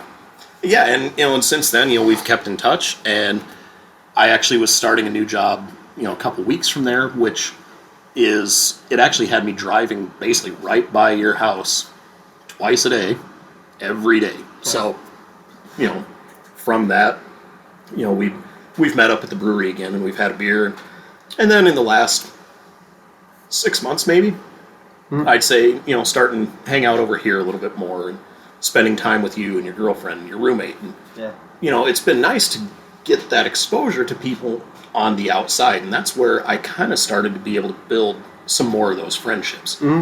Primarily with you, your girlfriend, you guys' roommate. It was, it's great to be able to have that, like, escape piece. Even though you can't avail yourself of it fully. But, like, it's nice to be able to have that break. Yeah. I would, on my way home from work, I'd stop off and, hang out for a half hour. Mm-hmm. Stuff like that. Very innocent stuff. Yeah. But it was like, at the same time, I knew the road that because you had, I told you that stuff that night. And then I just kind of left it up to you. And I was like, well, if he watches it, whatever. If he doesn't, that's fine, too. And then you started contacting me, like, wait, what? Yeah. So then at that point, once you contacted me after that, I knew what was happening, and I knew you were going to need a spot. You were going to need people, good people, to see around you that weren't witnesses, to see that it's okay. Like, it's going to be fine. Right. Yeah. I mean, I just wanted to do as much as I could to make sure that your inevitable transition was as smooth as possible. And, thank you. Like, honest, I tell other people that you were awesome as I was waking up for those reasons, because you never pushed anything. And you even as much as warned me, like, hey, are you sure you want to look at that? Like, you went out of your way to help protect somebody. Yeah. So, I mean, I want people to wake up. Yeah. Best case scenario, everyone wakes up, Jehovah's Witnesses go away. I mean, never gonna happen. The organization just goes away. Best case scenario. Right. But I would rather, like, if you're going to stay in, it didn't bother me. As long as you're living a good, happy life and you are content with the way it is, then that's fine. Yeah. I just wanted to make sure, that you were taken care of if you did come out. Right. Well, and, it's the same with other friends that we've had come out, or yeah. PMOs or whatever. Right. You want a safe space. That's what this whole thing is about. Right. Yeah, that's why we're here, because we've gone through trauma, and that's... You know what it's like to not have anybody there. Yeah, and that's, it kind of really all kicked off after that late again. So that was 2018 where you and I reconnected, and then as we came into 2019, starting to spend more time hanging out with you guys, and, as we come through the summer and I start to kind of, there's a shift in my thinking, and I even remember when you and I were talking again where, like I said, I made the comment that, well, it's better than other religions. And I think what you said was, well, you'll get there. Yeah. I think is what you said. And I just kind of shrugged and whatever. And you left it at that. Yeah. And again, later, within the next couple of months, like I said, I took a little business trip in August last year, borrowed that book from you, read it, and by the second day, I was like, oh, I get it. Yep. So, no, I've told other people, like, I really credit you with handling things very well, being very considerate of people. You were the classic, well, you were like the anti-apostate almost. Like, you were the opposite, really. What we expect is people to just like, oh, come on, and drag you out. Yeah. But you were like, eh. And as I've come to realize, that's what most apostates are. Yeah. I've never seen an apostate, running around screaming, foaming at the mouth like we thought they were. Yep. I've never seen one. I never saw an apostate, dude. A couple times. Dude, really? Like, even you'd see people at conventions and stuff. Really? I never even... Yeah. Every once in a while you'd see somebody picketing at a convention. There was one, actually, I remember somebody did try to rush the stage at a convention. Oh, really? Yeah. That was kind of fun. Like, see, I actually saw a guy get tackled. And then, they escorted him out. Wow. So, yeah.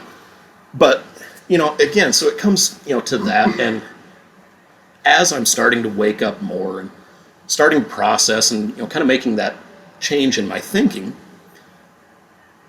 I start caring less about meetings. I start caring even less than I did. And it's not even that you have to make the change in your thinking. Like, what's happening now is you're starting to just revert back to what it should be. Right. You're not making changes. It's just happening, right? Yeah. I mean, it's not... Yeah. Like, I mean, I get what you're saying, but I don't want to make it sound like you have True. to force yourself to get out of this. That's like, fair. Really, you're just following what should already It's kind of a natural. It's like a natural de-evolution. Yeah. Is kind of the way it works. Yeah, pretty much. Yeah. Yep. It's almost like you revert back to a default that you didn't know you had. Yeah. And then once you revert back to that default, you can build on the person that you should have been this whole time. Exactly. Pretty much. Yeah.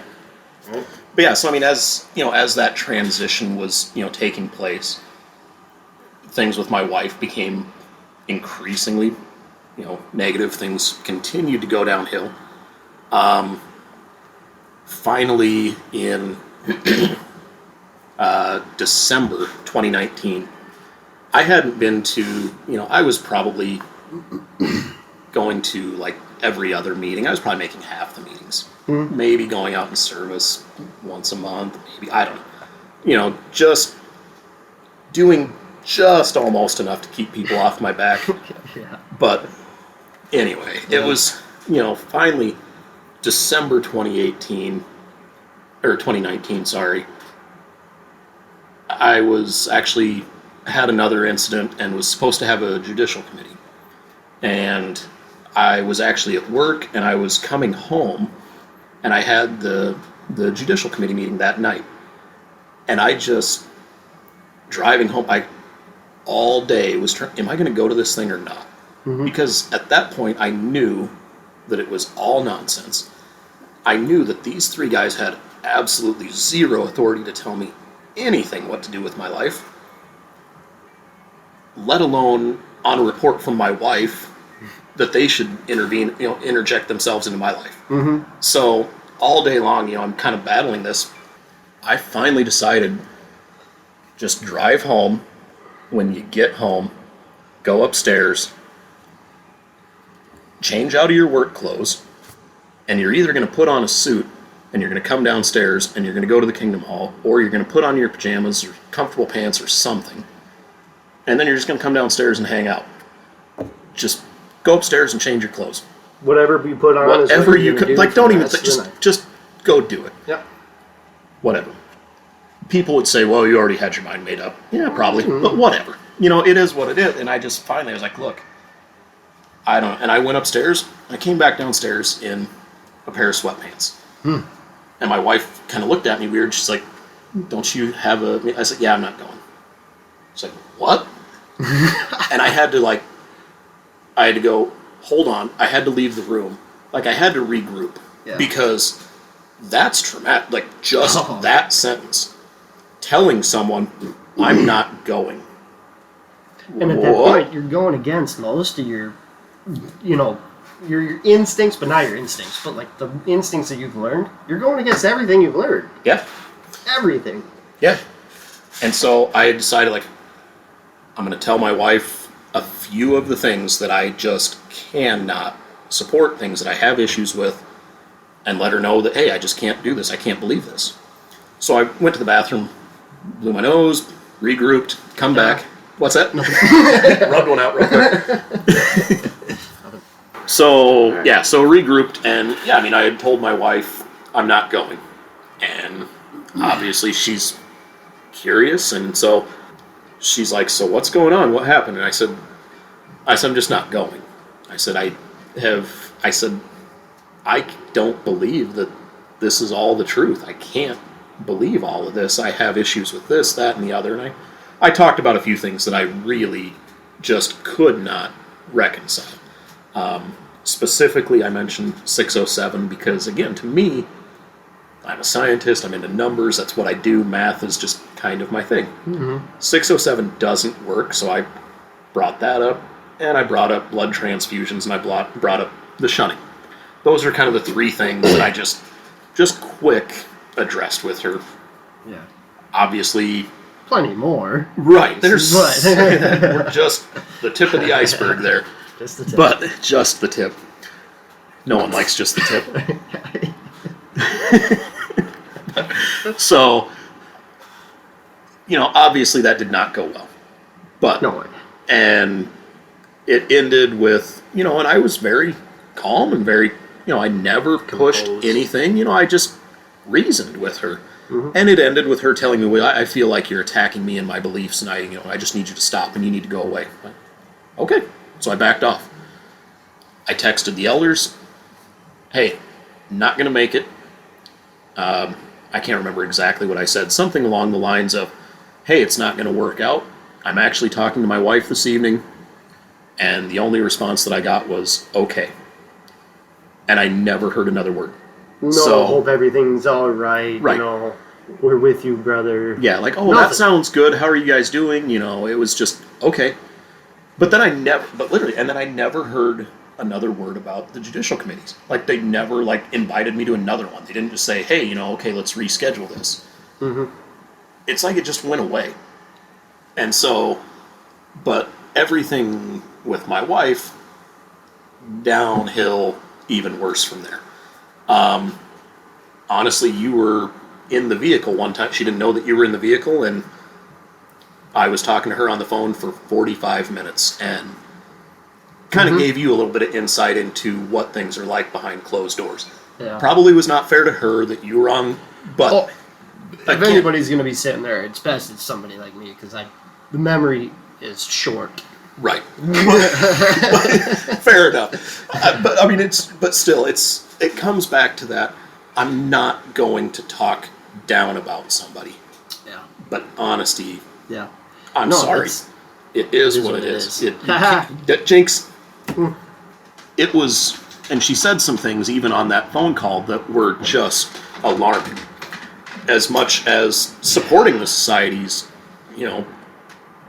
cover up of child sex abuse. I mean, that is true. I forgot. I did remember a couple instances. I was trying not to pay attention because it's not my business. Right. But there was a couple instances where I wish I could remember them, but it definitely grabbed my attention. Well, so at one point, I said that there were more stories about my friend that was the son of the couple that studied with my parents. That's where, honestly, some of this comes in. So, my parents studied with this couple in the 70s, and they had a son. He's a year and 3 days older than me, and we've just been best friends our whole life. We always were. He was the best man at our wedding, and we learned about 6 months after that he was a pedophile. That he molested his niece from the time she was 6 till she was 12. Never reported. He was disfellowshipped. Reinstated. 6 months. Honestly, it was actually it was about 2 years. Okay. Yeah. So, I mean, but no excuse. No. And justice is not served. Right. And so, we come back to when this whole police situation happened. That was the end of...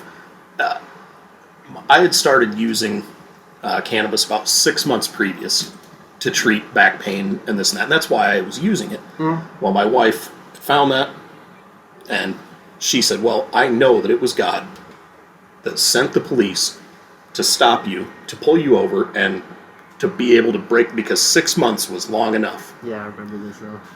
And you're tapping me on the shoulder, and you're showing me something on your phone, and you said, ask her why 6 years wasn't enough for God to step in and stop him from raping his niece.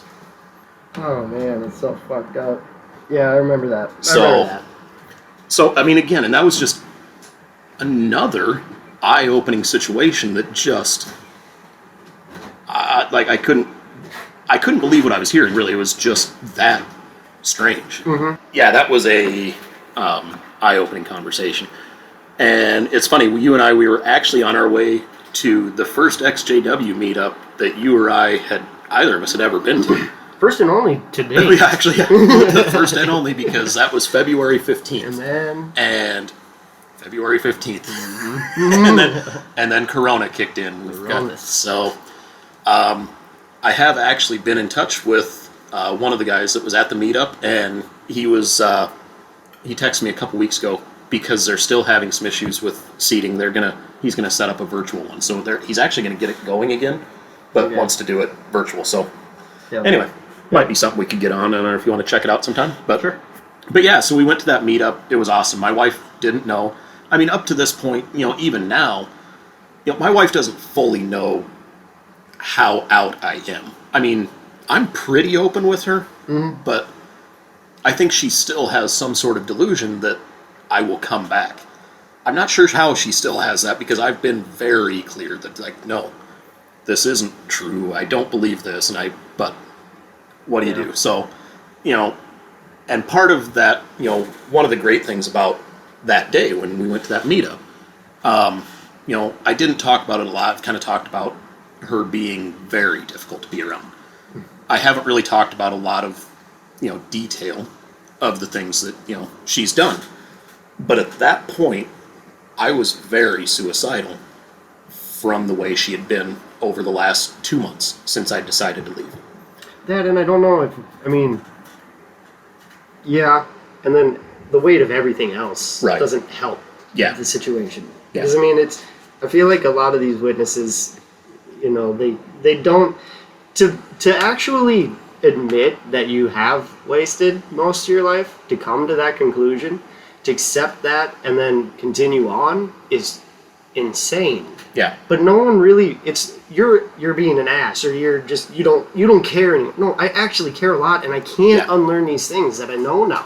Yeah. So not only are you going through some huge transformation that's extremely difficult to deal with, you have somebody that doesn't get it and just keeps hounding you.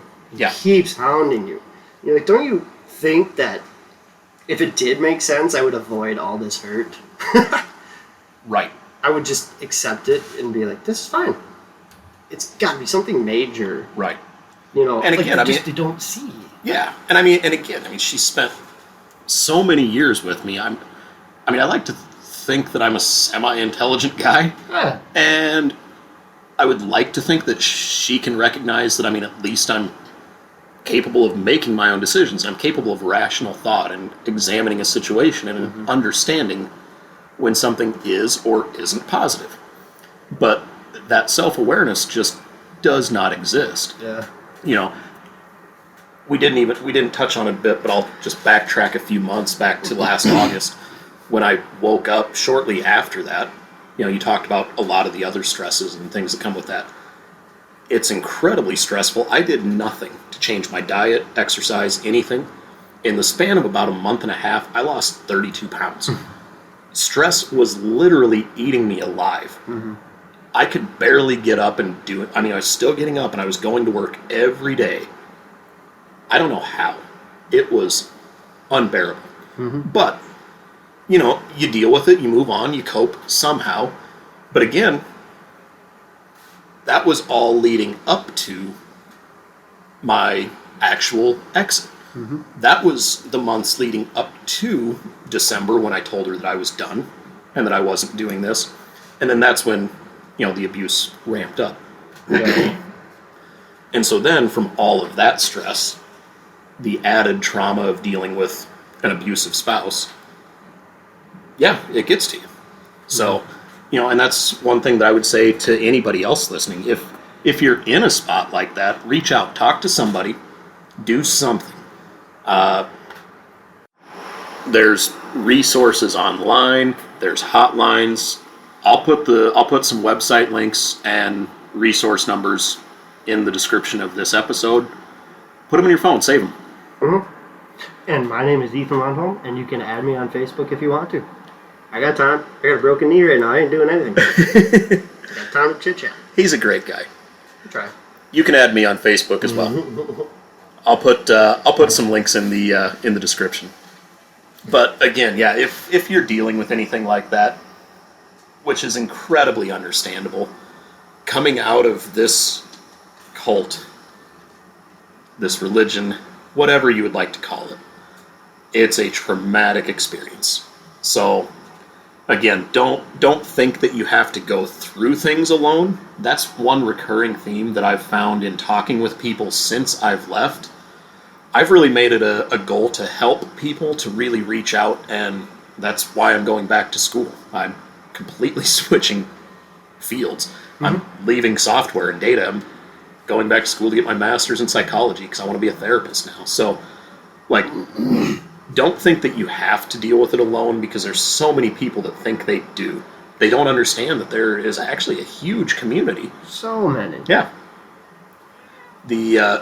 Honestly, the XJW subreddit has been fantastic for me. Yeah. But you It's don't even need to look far no, either. I mean, like, even if you just do a little bit of digging into your old friends. I mean, I just recently did that on my own Facebook, and I had over almost 70 people, man, that I grew up with that are no longer witnesses. yeah, it's crazy. Very against that I can still contact. I haven't talked to them in 10 years, and I can contact them and be like, hey, how are you doing? Yeah, I'm having a little bit of a hard time right now. Like, yeah, case in point, you and I were talking earlier today. Yesterday on Reddit, I came across a post. The username looked vaguely familiar. I sent the person a message. They were in my congregation. They were disfellowshipped in my congregation 8 years ago. I haven't talked to them since. We reconnected. It's been awesome. We spent 3 hours talking yesterday. yeah. Like we'd never, it's really weird the way those relationships just bounce back. Mm-hmm. Yeah. Even with my sister, I felt like I have, years to make up for. And it's like everything just goes back to normal. Yeah. It's crazy once you realize that all of the negative aspects that we think come from leaving, they don't actually come from the outside. Oh. They actually come from within. So, don't be afraid. If you're having any kind of issues, please reach out. You don't have to deal with any of this alone. I promise you have tons of people that are willing to support you. You can relate. Right. Similar stories. They know Yeah. exactly what you've been through. Yeah. Exactly what you've been through. Yeah. No one's trauma is the same, but this experience is not. It's familiar, man. Oh. People get it. So again, please just take the time. People do care. People want you still here. Mm-hmm. So, so we went to that meetup, and that was kind of that's kind of what leads into this. I'd been, like I said, very suicidal for a long time. We went to the meetup. I had decided that I wanted a tattoo to help with mental health, to give me some good reminders, and so I just mentioned it to you as we were getting ready to leave. You pulled out your phone, called a guy that you've gotten tattoo work from in the past. Weren't able to get us in, but found another shop that we were able to go to. And within an hour, you and I were at a tattoo shop and we got matching tattoos. Oh. Aww. Shoot. That's so sweet. But no, there is plenty of support for you. Mm-hmm. You don't, you're not alone by any stretch of the imagination. No. But So, where are we at now? That's kind of concluding remarks. I mean, well, no, I should. I guess that just gets us to February. We should keep going. So, and then after that, things have gotten much better. I started seeing a therapist a few months ago. That's helped out greatly.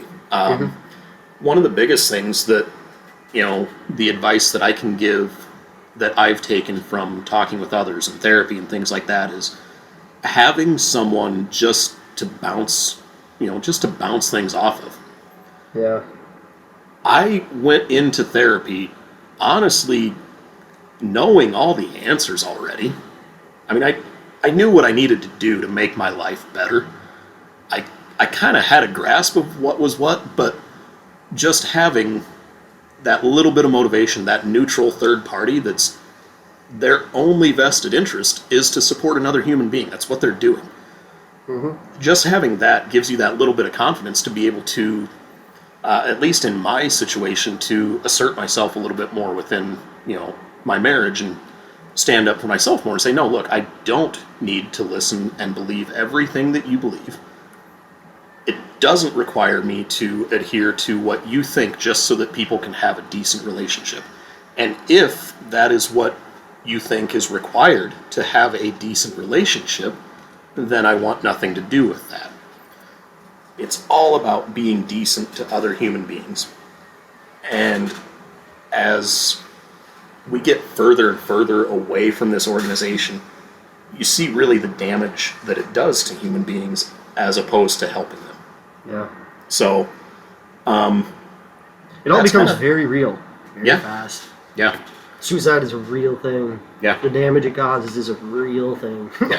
I can't tell you in the last year the number of people that I've talked to online that have gone through similar things and that are, they just want someone to talk to, and they never knew that there was anyone there. Yeah. So it's been great. That brings us up to current almost. Now, for myself, I am, like I said, I'm going to getting re-enrolled in school, switching careers. Looking forward to getting my master's in psychology, going into practice specifically for ex-witnesses is my plan. Dealing with people who are trying to exit or have exited and are dealing with trauma, doing intervention. Yeah, it was kind of fun, actually. I was talking with my therapist. My therapist himself is an ex-witness. And oh, he is, actually. Yeah, he is. Okay. He's an ex-witness, and he specializes in therapy for other ex-witnesses.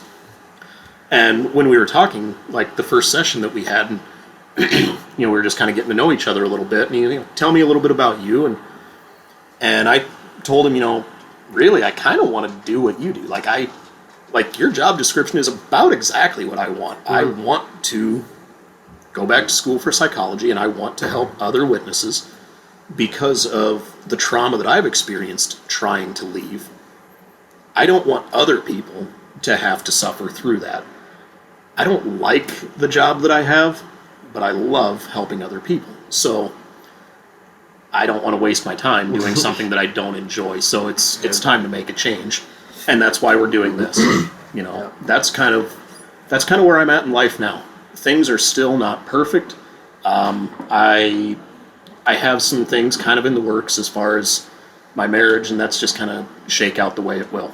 But we'll see what happens. As far as personally, though, that's kind of my focus now, helping other people, getting myself educated so that I can, do my best. Yeah.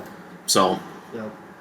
that's it. That's kind of my story. Man, we're coming up on 2 hours. Right. We were talking initially, let's do a half-hour episode. Well, I knew it was going to be more than that. Man. There's too much material. I mean, it might not be. To be fair, you said like 45 minutes. Yeah. Yeah. Yeah. Oh, yeah. No, but I mean, there is. It's just, after talking for a little bit, I mean, it's just clear that it might not be There's this so long much. every time, but No. at least get the. But I mean, if we're gonna have people on, Yeah. who cares how long it goes? I don't care. Yep. It's No, and just that's fun talk. yeah, that's my thing. That's why we're doing this, and we've even talked about it a little bit. If it ever gets to the point where it seems like we have to do something, or we're like, that's not fun. Yeah. No. Like, we want to do this to enjoy it, but to be of service to others. Absolutely. So, yeah, and like you mentioned, these first couple introductory episodes is kind of what we've planned. We kind of want to tell our own stories because get it out of the way. yeah, we want other people to interact with this show, and so it's only fair that you guys know us. So as we go forward, we'll have others, whether they're live on the show with us, if they're actually recording, or some might just submit stories. I've had people send me stories in. I've had other people tell me that they want to contribute in some way. That's fine too. If you just have something that you want us to look at, if you think you have something to contribute, whether it's sending us something in the email or if you want to get on with us sometime, let us know. Let's see what we can do. Right here. You can come sit down and tell your story. Yeah. Out of those 70-ish whatever friends on Facebook, a lot of them have already shown interest when I talk to them. Yeah. Just to come on and talk. It's crazy. I haven't had anyone go, "Oh, that sounds dumb." Everyone that I've talked about this is like, "That sounds amazing." It's cool, man. So, yeah, I've had plenty of people tell me they would like to get involved. It's been reassuring. It's been upbuilding. Yeah. We haven't even started. We just started this, and all these people are already like. Yeah. That's great. That's great. Thank you. Yeah, I hope this takes off. I'm going to do whatever I can to, promote this.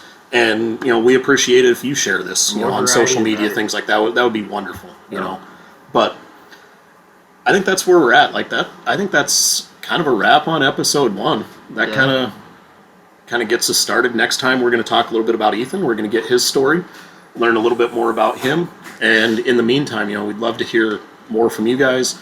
Send in some comments, emails. let's get the community involved in this, and Let's turn it into something. yeah, let's see if we can't help some people along the way. Yeah, why not? So, hey, Well, cheers to the first episode. Cheers, bud. Ting.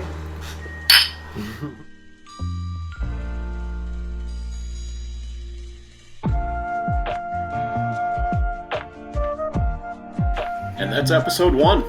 So, Wrap. yeah, thank you guys for listening.